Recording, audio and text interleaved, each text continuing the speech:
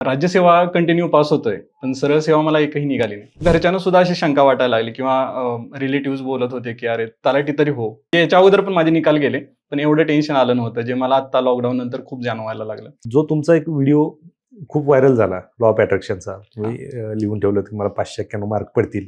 हा. काय नक्की मग त्याला आम्ही योगायोग म्हणायचं की लॉ ऑफ अट्रॅक्शन म्हणायचं की तुमच्या आजपर्यंतच्या मेहनतीचा हा परिपाक? मुलं असं हवेत की म्हणजे मला 600 मार्क पडणार, पण ते कसे पडणार, कुठल्या विषयात किती पडणार ह्याचं कॅल्क्युलेशनच नाहीये. माझी बीएससी झाली तोपर्यंत मला एमपीएससी काय माहिती नव्हतं, किंवा म्हणतो ना आपण राष्ट्रपती आणि पंतप्रधान मधला फरक पण माहिती नव्हता. एमएससी करण्यापेक्षा तू एमपीएससी कर. कुठल्या चुका टाळल्या पाहिजेत? ते आपण 10 पुस्तकं 10 वेळा वाचण्यापेक्षा एक पुस्तक 10 वेळा वाचणे जास्त गरजेचं आहे या फील्डमध्ये. त्या पेपरमध्ये मला राज्यात सगळ्यात जास्त मार्क 76 मार्क आले डिस्क्रिप्टिव्ह. प्रिलिममध्ये मला मुलींपेक्षा पण कमी, म्हणजे मुलींचा कट ऑफ पण मी क्लिअर करणार नाही, हे मला क्लिअर झालं होतं. आणि मी त्यावेळेस 2 तास रडलो होतो. म्हणजे एवढ्या सगळ्या जर्नीमध्ये मी फर्स्ट टाइम रडलो असेल कंबाईनचे आन्सर केल्यानंतर. वडिलांचं वय खूप जास्त आहे, पाहुणे रावळे सगळे की अरे हा पुण्यात मजा करतोय, अभ्यास थोडीच करत असेल, याला तलाठी पण निघत नाही. जेव्हा प्रिलिमचा स्कोर खूप चांगला असतो आपला, तेव्हाच आपण मेन्सला पूर्ण डेडिकेशनने राहू शकतो. नाही तर मग आपल्या मनात विचार येतात, कंबाईन करू का, हे करू का, ते करू का, आपण शिफ्ट होत राहतो कुठे ना कुठे.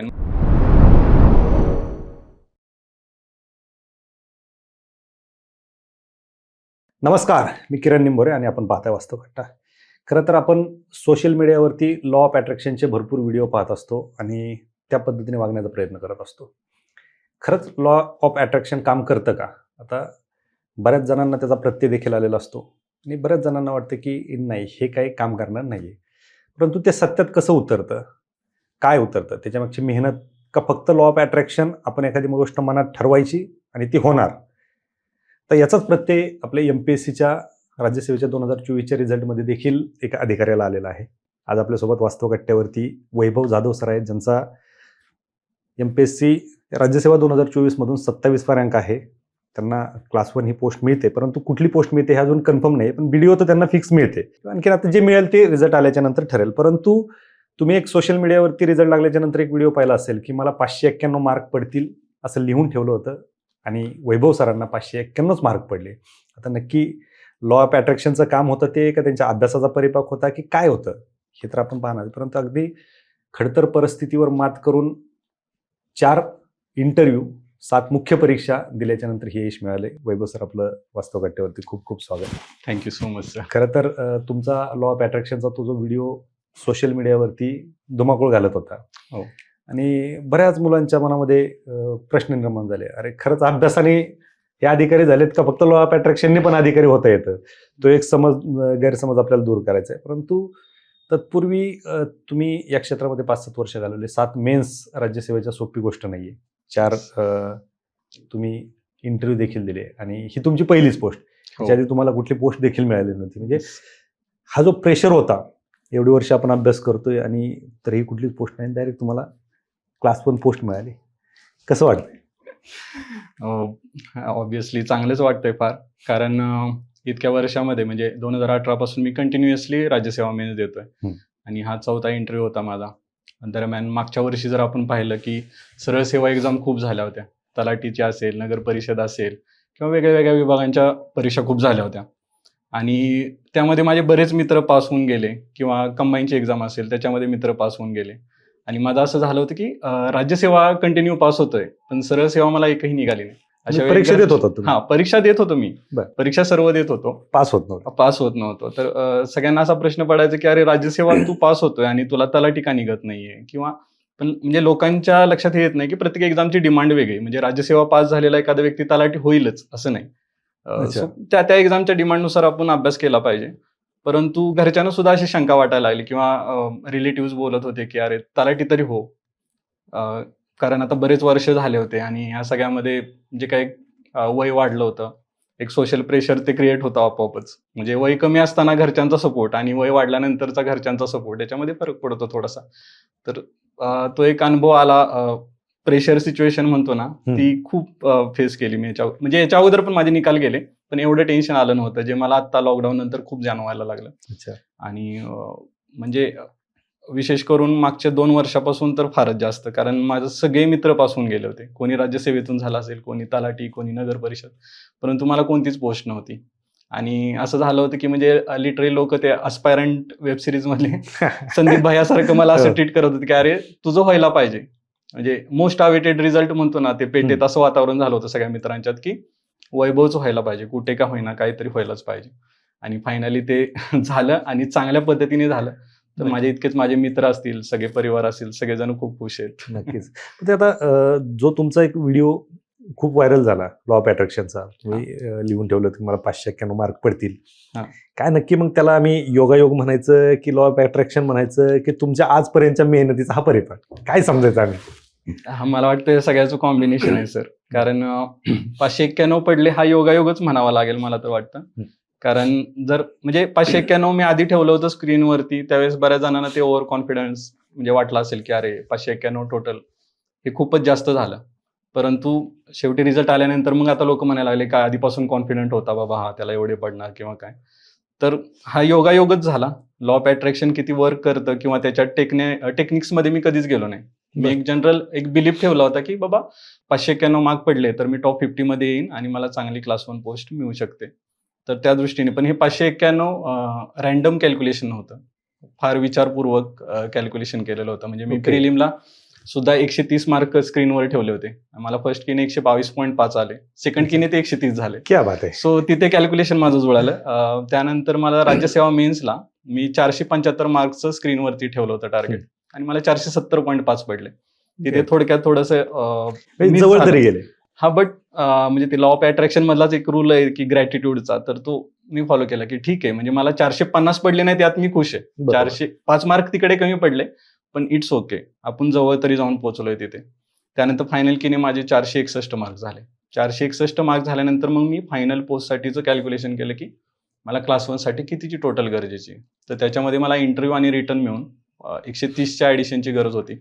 तर 461 प्लस 130 असं मी ते 591चं कॅल्क्युलेशन केलं होतं. मला तेवढीच ॲडिशन झाली आणि 591.25 मार्क्स मला तिथे आले. चला, टोटल तो योगायोग असो की लॉ ऑफ अट्रॅक्शन असो किंवा आणखीन काय असो, पण तुम्ही जे कॅल्क्युलेशन केलं होतं की या मार्कवरती मला क्लास 1 मिळेल, हे कॅल्क्युलेशन देखील विद्यार्थ्यांनी करणं गरजेचं आहे. हो सर. आता फक्त अंदाधुंद गोळीबार केल्यासारखं पेपरला जायचं, परीक्षा द्यायची आणि निघून यायचं. हा सर, म्हणजे बऱ्याच मुलांचं मी पाहतो, बरेच जण हे ट्राय करतात की विषय काय असतो की मुलं असं हवेत की म्हणजे मला 600 मार्क पडणार, पण ते कसे पडणार, कुठल्या विषयात किती पडणार ह्याचं कॅल्क्युलेशनच नाहीये. म्हणजे सपोज कंबाईनला माझ्या एका मित्राने 150 ठेवलं होतं, असंच म्हणजे मला 150 मार्क पडतील आणि मी एसओ होईन. पण का? आणि असं ठेवलं त्याने, पण मी त्याला विचारलं तुला लँग्वेजला किती पडणार आहेत, तर त्याच्याकडे कॅल्क्युलेशन नव्हतं. म्हणलं अरे लँग्वेजला किती पडणार आहे, त्याच्यामध्ये पण पर्टिक्युलरली मराठीला 50 पैकी तू किती घेणार आहेस, इंग्लिशला तू किती घेणार आहे. आणि हे सगळं टेस्ट सिरीजमधून आपल्या कॅल्क्युलेशन लक्षात येतं साधारणतः की आपली मराठीवर जास्त होल्ड आहे का इंग्लिशवर जास्त होल्ड आहे. किंवा राज्यसेवा मेन्सचा विचार केला तर GS 2, 3 आणि लँग्वेजवरती माझी खूप चांगली कमांड आहे. तर मी तिथं टार्गेट सेट केले होते माझे की मला तिथे एवढे मार्क घ्यायचे आणि राहिलेले सगळे मार्क आहेत ते 1 आणि 4 मध्ये जेवढे पडतील तेवढे पडतील, असं माझं साधारणतः कॅल्क्युलेशन होतं. तर म्हणजे लॉ ऑफ अट्रॅक्शनचे काय रूल्स आहेत बुकमध्ये दिलेले की 369 रूल असेल की म्हणजे सकाळी 3 वेळा ती गोष्ट लिहायची, दुपारी 6 वेळा लिहायची, रात्री 9 वेळा लिहायची. तर हे झालं टेक्निक. पण मला असं वाटतं की ते लिहिता म्हणजे मी सपोज मी लिहित असेल की सकाळी 3 वेळा मला उपजिल्हाधिकारी व्हायचंय, दुपारी 6 वेळा लिहित असेल आणि रात्री 9 वेळा लिहित असेल आणि ऍक्च्युअली पेपरमध्ये माझा पॉलिटीचा एखादा बेसिक क्वेश्चन चुकत असेल तर मी उपजिल्हाधिकारी कधीच होणार नाही. मला असं वाटतं की टेक्निक्सकडे जास्त जाण्यापेक्षा एक बिलीफ ठेवणं, एक ग्रॅटिट्यूड ठेवणं आणि अभ्यास किंवा परीक्षेची डिमांड काय त्या दृष्टीनं अभ्यास करणं जास्त गरजेचं वाटतं मला. अगदी बरोबर. आणि असं हवेतले कोणतेही आकडे डोक्यात न ठेवता, म्हणजे बऱ्याच मित्रांनी ठेवले होते की 600 प्लस पडणार किंवा काही नाही, ऍक्च्युअली लिस्टमध्ये पण नाहीये. सो तसं इंटरव्ह्यूची तयारी त्यांनी केली नव्हती किंवा मेन्सला तसा अभ्यास केला नव्हता. कोणी जॉब करत होतं, सुट्टी मिळत नव्हती ऑफिसमधून. तर ह्या सगळ्या गोष्टींमुळं त्यांचं नाही कॅल्क्युलेशन जुळालं आणि माझं जुळालं आणि ते एकदम एक्झॅक्ट जुळालं. पण ते कॅल्क्युलेशन फार रिअलिस्टिक होतं. म्हणजे असं मला ठेवायचं असतं तर मी 625 पण ठेवलं असतं, 630 पण ठेवलं असतं, पण मला माहित होतं की माझी झेप कुठपर्यंत आहे. तुमचं कॅल्क्युलेशन परफेक्ट. हा, कॅल्क्युलेशन परफेक्ट होतं माझं की मला कोणत्या विषयात किती मार्क्स घ्यायचे, माझा होल्ड कशावर आहे, बरोबर. या सगळ्या गोष्टी आणि तुम्ही जे कॅल्क्युलेशन केलं त्या दृष्टीने तुम्ही प्रयत्न केले. प्रयत्न केला. आणि लॉ ऑफ हार्डवर्क जास्त महत्वाचं आहे सर, नक्कीच. लॉ ऑफ अट्रॅक्शन सोबत, असं मला कारण वाटतं. तुम्ही जसं सांगितलं की तुमच्या मित्रांनी पण कॅल्क्युलेशन केलं, त्यांनी कॅल्क्युलेशन केलंच नव्हतं. हा. त्यांनी अंदाजे ठेवले होते की 600 प्लस मला मार्क पडले तर मला पोस्ट मिळून जाईल. मिळून जाते. राईट. तर त्या दृष्टीने ते प्रयत्न झाले नाहीत. तुम्ही ते कॅल्क्युलेशन होतं म्हणून प्रयत्न करत. ह्या येस. सगळ्या गोष्टी झाल्या. पण या स्पर्धा परीक्षेत तुम्ही आलात, तुम्ही 7 मेन्स दिल्या, 4 इंटरव्ह्यू दिले, हे सगळं झालं. पण इकडे यायचं काय ठरलं होतं? तो एक खूप महत्वाचा मुद्दा मला न्यू कमर्सला पण सांगायचा आहे, की म्हणजे या क्षेत्रात येताना आपल्याला काय यायचंय, कशासाठी यायचंय, ही पदं काय आहेत, त्याची सॅलरी काय आहे, या सगळ्या गोष्टींची माहिती घेऊनच आलं पाहिजे. कारण मी जेव्हा आलो होतो, माझी BSc झाली तोपर्यंत मला MPSC काय माहिती नव्हतं, किंवा म्हणतो ना आपण राष्ट्रपती आणि पंतप्रधान मधला फरक पण माहिती नव्हता. अशा गोष्टी होत्या. तोपर्यंत आपण पूर्णपणे अकॅडमिक्समध्ये असतो. सोशल लाईफ किंवा या सगळ्या पॉलिटीबद्दल वगैरे आपण अनअवेअर असतो. आमदार कोण, खासदार कोण, नामदार कोणाला म्हणतात, या गोष्टी सुद्धा कॉलेज लेवलला क्लिअर नव्हत्या तेवढ्याशा. आणि MSc ला ऍडमिशन घेताना जरा फीज वगैरे चौकशी केली, खूप फीज होत्या कॉलेजच्या. तर त्यावेळेस एकाने असा सल्ला दिला की अरे मग MSc करण्यापेक्षा तू MPSC कर. मग तिथे मला माहिती कळाली, मी सहज रॅन्डमली की चला आपण आता MPSC करायची. पण नक्की पदं काय आहे, त्याचा रोल काय आहे, त्याची सॅलरी काय आहे, ह्या गोष्टी का माहिती असाव्यात. तर आपलं तेवढी उर्मी लागते म्हणजे अभ्यास करताना. नाहीतर असं की चाललोय मी MPSCचा अभ्यास करायला, पण बऱ्याच मुलांना इथे काहीच माहिती नाही कुठल्या पदाचं काय काम असतं. बऱ्याच म्हणजे पास होईपर्यंत तरी माहिती नसतं. मला सुद्धा बऱ्याच गोष्टी आत्ता कळतात. इंटरव्ह्यू नंतर प्रेफरन्स देताना मी जेव्हा बोलतो अधिकाऱ्यांशी, तेव्हा मला कळतं की अरे हे पद इतकं महत्वाचं आहे किंवा ह्या पदाची इतक्या जबाबदाऱ्या आहेत. तर हे सगळं मला वाटतं जर आधीच समजलं ना, तर आपण तेवढ्या इंटेन्सिटीने या फील्डमध्ये उतरू शकतो असं मला वाटतं. आणि म्हणजे हा प्रवास सुरू झाला होता तो असाच झाला होता की MPSC करायची बाबा म्हणून ओघाओघाने सुरू झाला होता. आणि सुरुवातीला आल्यानंतर थोडंसं त्यावेळेस फायनान्शियल सिच्युएशन एवढी चांगली नव्हती. आता चांगली आहे घरची सिच्युएशन. परंतु मग त्यावेळेस आल्यानंतर मी असं ठरवलं की आपण जॉब करतच हे करूयात. मग एका अकॅडमीमध्ये मी तिथं कोऑर्डिनेटरचं काम सुरू केलं. मग ते दुपारी 3 ते रात्री 8 माझा तो जॉब असायचा.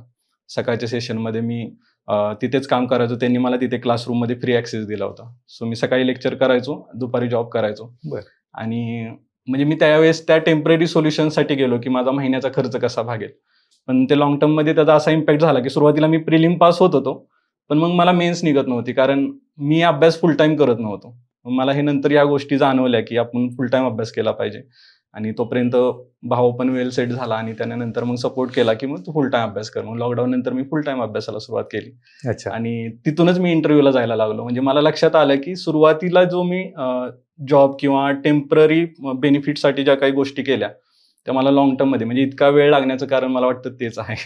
त्यावेळेस जर तुम्ही फुल टाइम अभ्यास केला तर कदाचित त्यावेळेसच झाला असतं असं मला वाटतं. नक्कीच. तुम्हाला जशी ती चूक नंतर लक्षात आली, काय आता एकतर तुम्ही 4 इंटरव्ह्यू दिले, 7 मेन्स दिले, काय काय चुका होत होत्या तुमच्या? आणि जनरली तुमच्या चुका होत होत्या त्याच बाकी विद्यार्थ्यांच्या पण होत असतात. कुठल्या चुका टाळल्या पाहिजेत? Randomisation of sources. म्हणजे मी सुरुवातीच्या मेन्सला मला 18च्या मेन्सला वेगळीच पुस्तकं वाचली, 19च्या मेन्सला वेगळीच पुस्तकं वाचली, 20च्या मेन्सला वेगळीच पुस्तकं वाचली.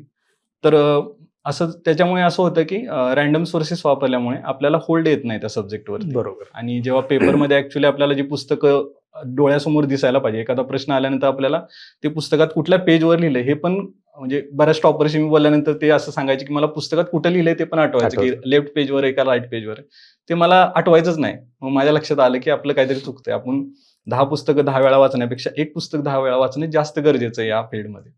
आणि 2020 साली मग मी संकल्प देशमुख सरांच्या कॉन्टॅक्टमध्ये आलो, त्यांची अकॅडमी जॉईन केली आणि सरांची पुस्तकं मग मी लास्टच्या 4 मेन्सला सरांचीच पुस्तकं वापरली. त्यातून माझा स्कोर ग्रॅज्युअली वाढत गेला. प्रत्येक मेन्सला 50-50 मार्कची इम्प्रूव्हमेंट होत गेली. मग मला आत्ताच्या मेन्सला लिटरली तो अनुभव आला की मला पुस्तकं आठवत होती मी जेव्हा मेन्समध्ये आन्सर रायटिंग करत होतो त्यावेळेस. तर मला वाटतं की सोर्सेस तुमचे डिफाईन पाहिजेत.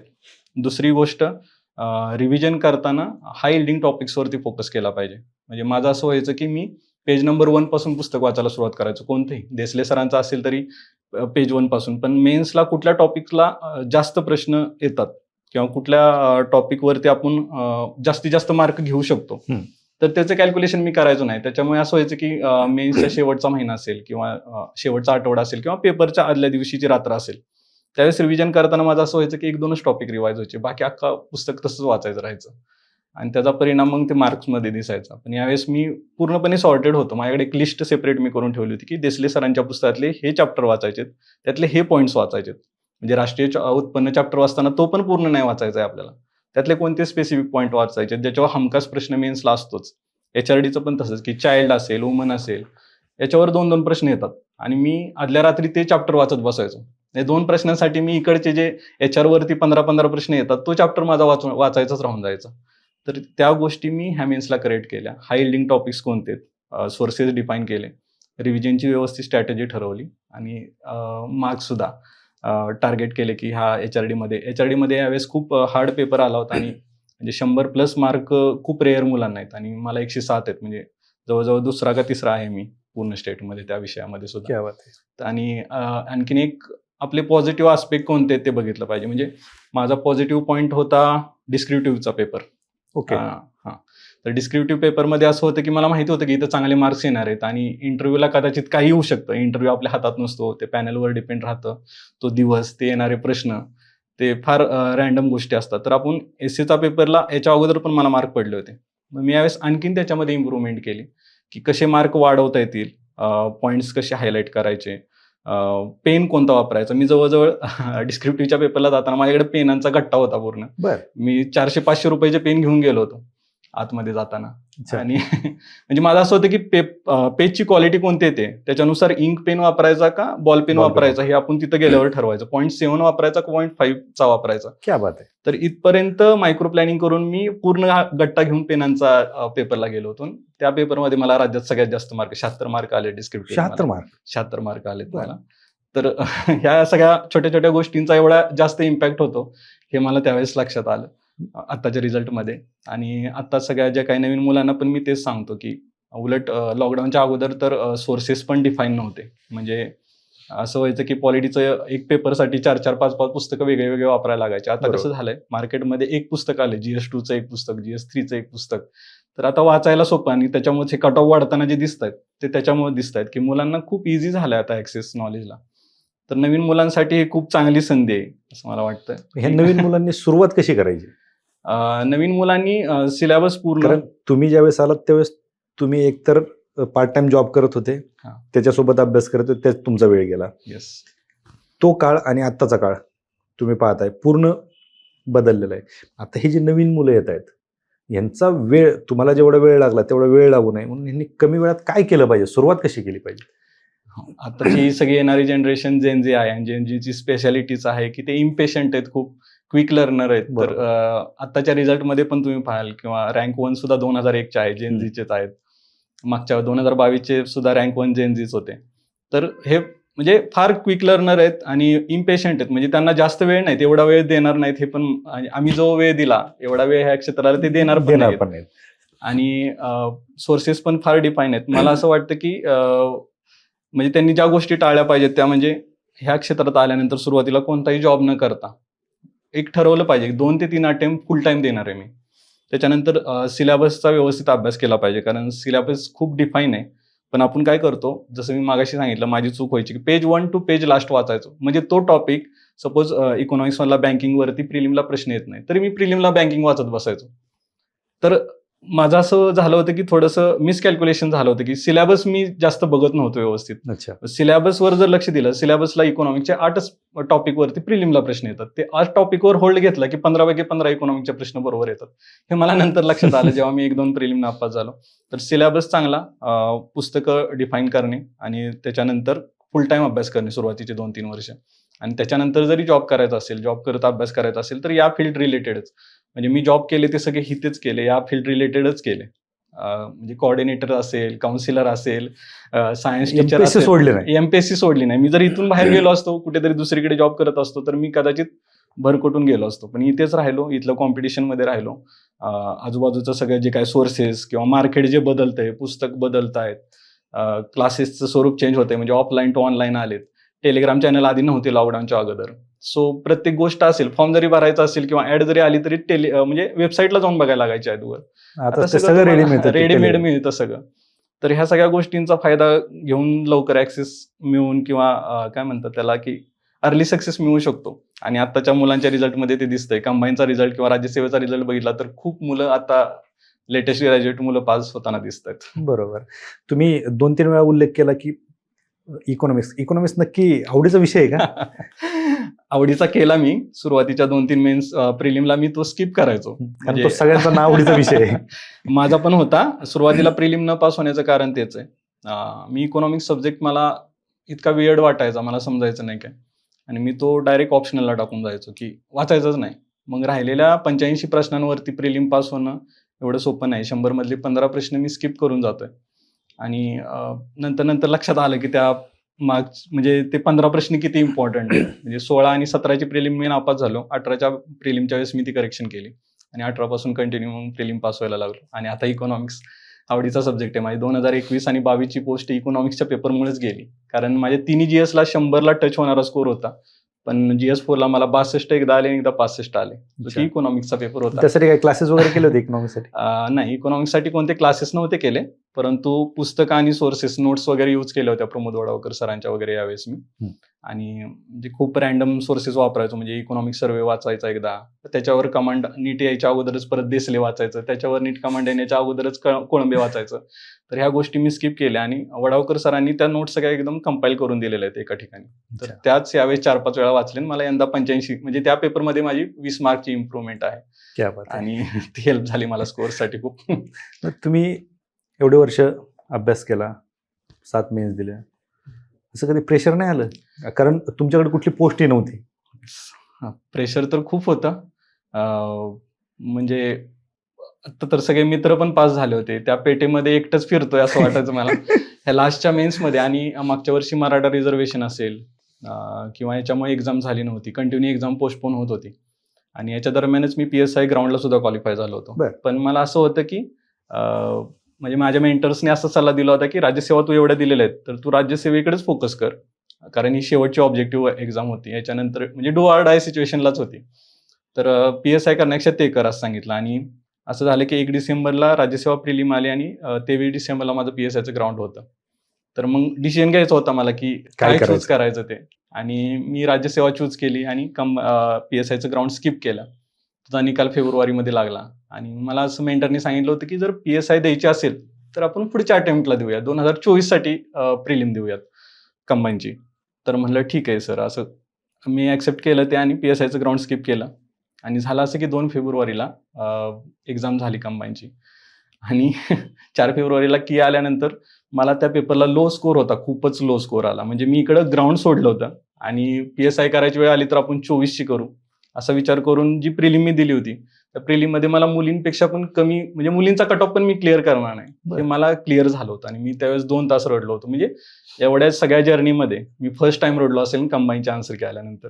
मी माझ्या भावाला फोन केला, त्याला बोललो अरे मला फार टेन्शन आलं, तो मला इथे भेटायला आला. त्याला वाटलं की म्हणजे त्याने पण मला कधी बघितलं नव्हतं असं एवढं रडताना, बुक्साबुक्शी रडतात ना तसं रडलो होतं मी. आणि तो त्या टेन्शनमध्ये आला इथे, त्याला वाटलं की मी काहीतरी करून घेईन की काय. त्याच रात्री तुम्हाला भेटायला आला इथे. आणि म्हणजे ते प्रेशरच फार वेगळं होतं. कारण असं झालं होतं की PSIचं ग्राउंड सोडलंय, ही PSIची मी क्वालिफायच होत नाही प्रिलिम. बरोबर. आणि आता माझ्याकडे एकच राहिलं राज्यसेवा लास्टची, ती पण 2 महिन्यावर येऊन ठेपली होती. तर ह्या सगळ्या प्रेशर डील करणं फारच अवघड आहे. आणि लोक बोलत असतात कंटिन्यू, वडिलांचं वय खूप जास्त आहे, पाहुणे रावळे सगळे की अरे हा पुण्यात मजा करतोय, अभ्यास थोडीच करत असेल, ह्याला तलाठी पण निघत नाही, असे एकदम जवळचे लोक बोलणारे होते, एकदम रिलेटिव्ह मध्ये सुद्धा. की सगळ्यांना असं वाटायचं मी पुण्यात मज्जा करतोय. फक्त माझ्या भावाला माहिती होतं सगळं, कारण माझे सगळे रिझल्ट त्याला माहित असायचे. माझी प्रिलिम झाली, मेन्स झाले, मी इंटरव्ह्यू पर्यंत जातोय. आणि त्याने मला खूप सपोर्ट केला. म्हणजे मी 2018 सालीच हे फील्ड सोडायचा विचार केला होता. मला त्याने पुश केलं की एवढा अटेम्प्ट दे. 20 झालं, 21 झालं, प्रत्येक अटेम्प्टला तो म्हणायचा एवढा अटेम्प्ट दे, आता बास कर, मग बास करू, आपण काहीतरी विचार करू, बिझनेस काढू, काही पण करू, एवढा अटेम्प्ट दे. असं करत करत ऍक्च्युअली त्याने मला पुश केलं. मी म्हणजे आज जो काय आहे तो फक्त माझ्या भावामुळे, मला असं वाटतं. क्या बात आहे. निश्चित. कारण तुमच्या यशामध्ये जरी तुमचा अभ्यास असेल किंवा लोकांना वाटत असेल लॉ ऑफ अट्रॅक्शन, परंतु एक कुटुंबाचं, तुमच्या भावाचं सहकार्य जे होतं, कदाचित ते प्रेशर असतं घरचं प्रेशर असतं किंवा आर्थिक प्रेशर असतं, तर कदाचित हाही रिझल्ट तुमच्या पदरात पडला असता का नाही हे माहित नाही. बरोबर आहे. मला आता जर जॉब करायला लागला असता तर मला वाटतंय की ना मी एवढं 100% देऊ शकलो नसतो. मला त्यांनी सांगितलं की तू आता बस कर सगळे जॉब वगैरे. तू फक्त एक एक्झाम 100% दे. तू तुझे 100% देत नाही. कारण मी 10वीला पहिला नंबर होता, ग्रॅज्युएशनला पहिला नंबर होता. मग त्याचं असं म्हणणं होतं की तुझं नाही होत तर कुणाचं होतंय?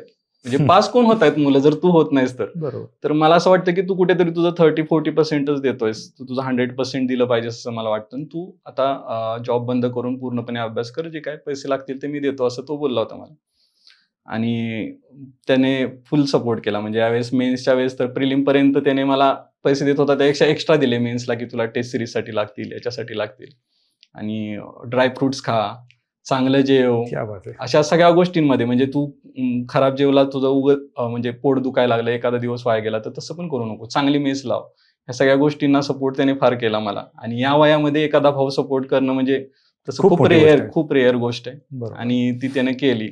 आणि म्हणजे आता सुद्धा मला असं वाटतं की माझ्यापेक्षा त्याचा सत्कार व्हायला पाहिजे होता किंवा सगळं अप्रिशिएशन त्याला मिळायला पाहिजे होतं असं मला फार वाटत होतं. आणि तुमच्यापेक्षा जास्त खुश तेच असतील. हां, माझ्यापेक्षा खूप जास्त खुश. म्हणजे फार माझा तो व्हिडिओ सुद्धा आहे माझ्या Instagramवरती की तो खूप रडला होता माझ्या गळ्यात पडून. तर सगळ्यात जास्त आनंद त्यालाच झाला होता. नाही, नक्कीच. आणि कॉंग्रॅच्युलेशन पण त्यालाच सगळ्यात जास्त केलं लोकांनी, रिलेटिव्हजनी, ज्यांना माहिती होतं की त्याच्या सपोर्टनेच मी इथे पुण्यामध्ये राहतोय. क्या बात आहे. नाही, नक्कीच. कारण हे यश फक्त तुमचं एकट्याचं नाहीये. येस. हे सगळ्या फॅमिलीचं यश आहे. ह्या सगळ्या अभ्यासामध्ये ज्यावेळेस तुम्हाला आता फायनल पोस्ट मिळाली, मग ही जी जाहिरात होती याची प्रिलिम असेल, मेन्स असेल, कशा पद्धतीने अभ्यास करायचा तुम्ही? काय शेड्यूल कसं असायचं? प्रिलिमच्या वेळेस प्रिलिमचं म्हणजे प्रेशर फार नव्हतं मला, कारण मी सलग 6 प्रिलिम पास झालो होतो आणि ही 7वी प्रिलिम होती माझी. सो असं होणारच, असं फक्त हे माझं लॉ ऑफ अट्रॅक्शन नव्हतं. सगळ्यांनाच वाटायचं की तुमचं तर होणारच आहे सर, तुमचं काय होणार नाही, प्रिलिम पास होणारच आहे. प्रिलिम पास होणारच आहे असं. पण मी ती गोष्ट कधी हलक्यात नाही घेतली की प्रिलिम पास होणारच. कारण मागच्या 2 प्रिलिमला 2022ला आणि 23ला असं झालं होतं की माझा स्कोर काटावर होता प्रिलिमला. सो माझा मेन्सची प्रिपरेशन तेवढी चांगली झाली नव्हती. तर मग जेव्हा प्रिलिमचा स्कोर खूप चांगला असतो आपला, तेव्हाच आपण मेन्सला पूर्ण डेडिकेशनने राहू शकतो. नाही तर मग आपल्या मनात विचार येतात, कंबाईन करू का, हे करू का, ते करू का, आपण शिफ्ट होत राहतो कुठे ना कुठे. आणि मागच्या 2 मेन्सला ते झालं होतं. मग मला यावेळेस असं होतं की शुअर स्कोर पाहिजे आपला. तर त्याच्यासाठी मी यावेळेस परत प्रिलिमला, जसं मी पहिली प्रिलिम पास होताना जेवढे एफर्ट्स लावले होते तेवढेच एफर्ट्स मी यावेळेस लावले. प्रिलिमला प्रत्येक टॉपिक सिलेक्ट केले की कोणत्या टॉपिकवर प्रिलिमला प्रश्न राहतात, कोणत्या एरियामध्ये आपल्याला मार्क घ्यायचे आहेत. म्हणजे पॉलिटी, इकॉनॉमिक, जिओग्राफी आणि करंट याचे 60 प्रश्न असतात. त्याच्यात 50 प्लस बरोबर काढायची 60 पैकी. राहिलेल्या 40 मध्ये सायन्स, हिस्ट्री आणि एन्व्हायरमेंटमध्ये निम्म्याला निम्मे बरोबर आले तरी प्रिलिम निघते. असं सगळं कॅल्क्युलेशन करून ठेवलं आणि त्या दृष्टीने अभ्यास केला. प्रिलिम निघाले. प्रिलिम निघाल्यानंतर मेन्सला मग मी स्पेसिफिक की मागच्या 5-6 मेन्सला ज्या काही चुका झाल्या होत्या, म्हणजे मी ठरवलं होतं की सोर्स बदलायचा नाही. कुणी जरी येऊन सांगितलं मला की इकॉनॉमिक्सला यापेक्षा या नोट्स चांगल्या आहेत, तरी आपण बदलायच्या नाहीत. मी ते असं लिहूनच ठेवलं होतं की आपण फक्त प्रमोद वडावकर सरांच्या नोट्स वापरायच्या, किंवा पॉलिटीला GS2ला संकल्प सरांचं पुस्तक वापरायचं, GS3ला संकल्प सरांचं पुस्तक वापरायचं, लँग्वेजला वाळिंबे सोडून कुठलेही दुसरे क्लासेस किंवा कुठलंही काय, कारण ते बायबल असल्यासारखं आहे लँग्वेजला.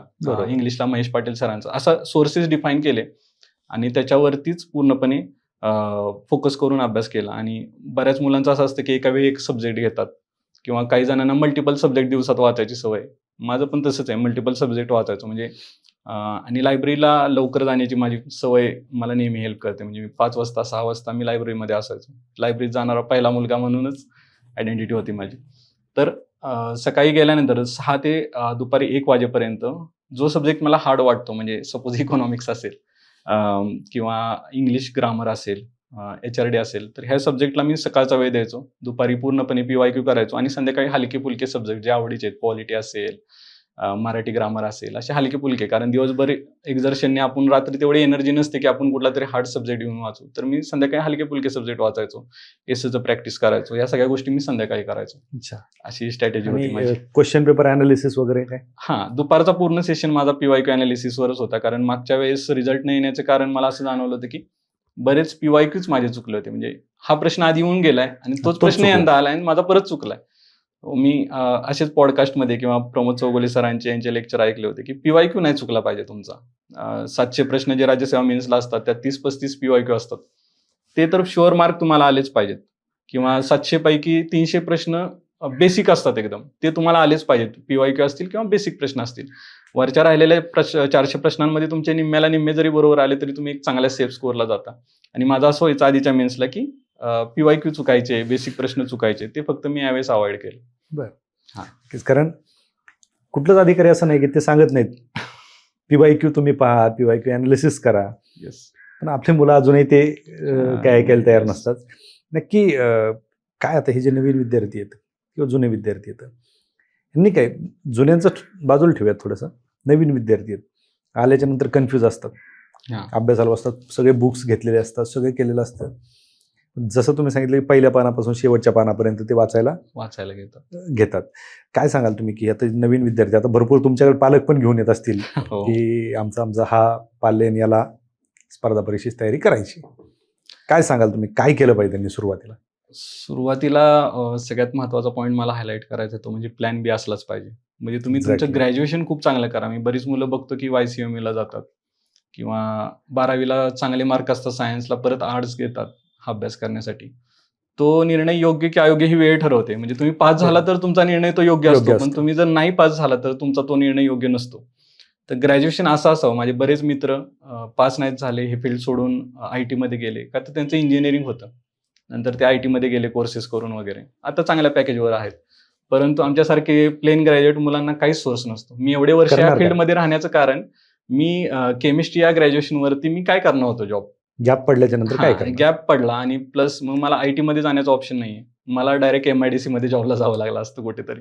म्हणजे प्लॅन बी चांगला पाहिजे. मी आता शाळेत सुद्धा मी त्या मुलांना तेच सांगितलं की तुम्ही ग्रॅज्युएशन 10वी चांगली करा किंवा 10वी पासूनच अभ्यासाला सुरुवात करणारी बरीच मुलं असतात.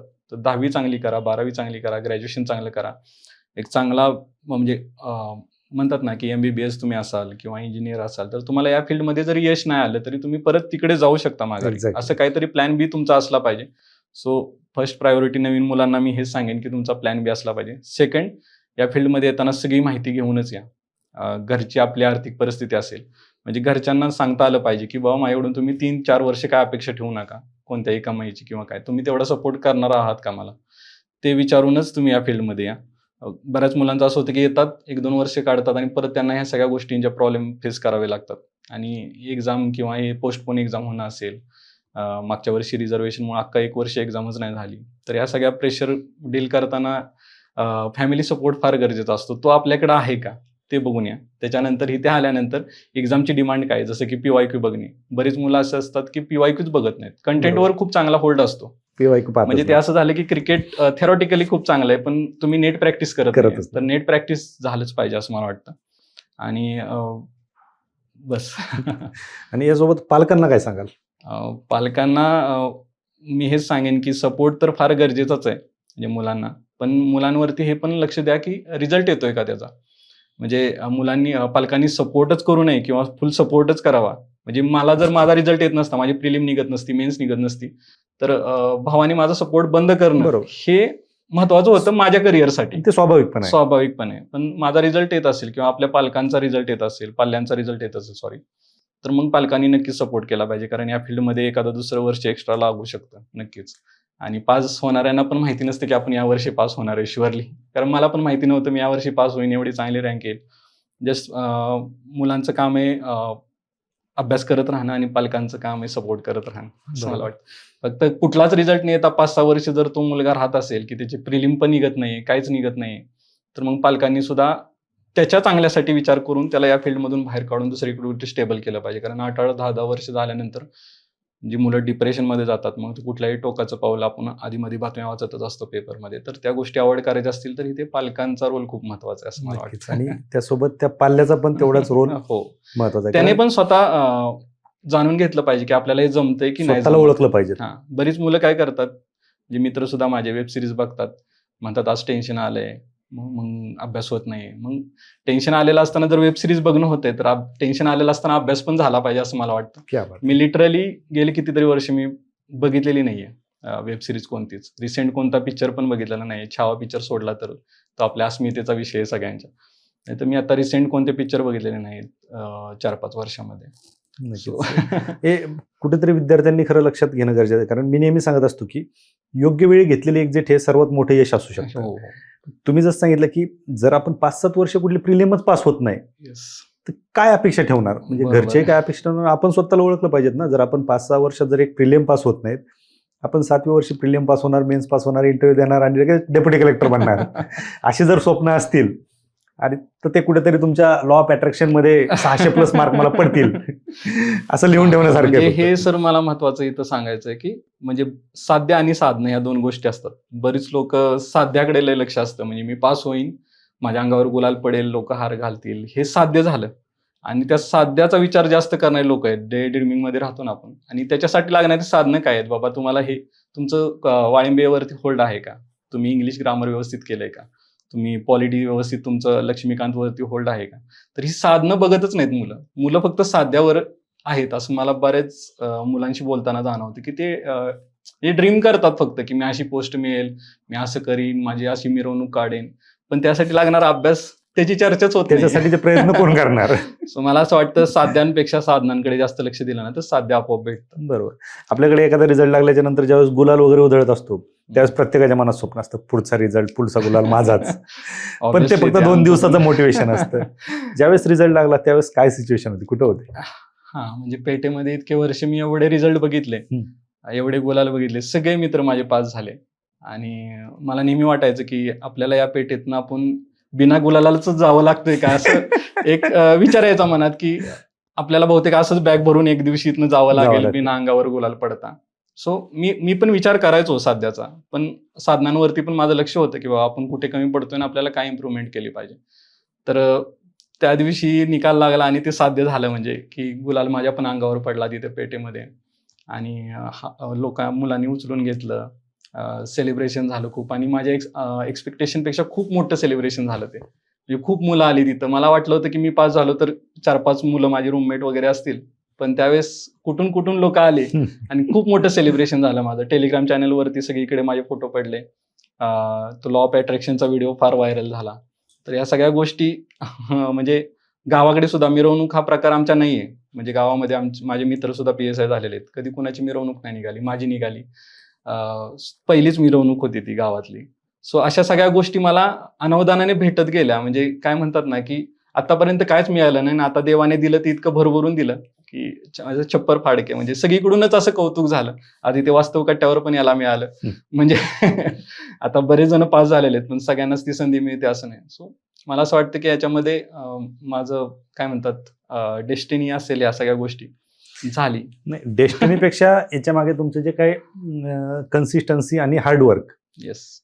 आणि तुमची इच्छाशक्ती, ह्या Yes. सगळ्या गोष्टी एकत्र आल्या.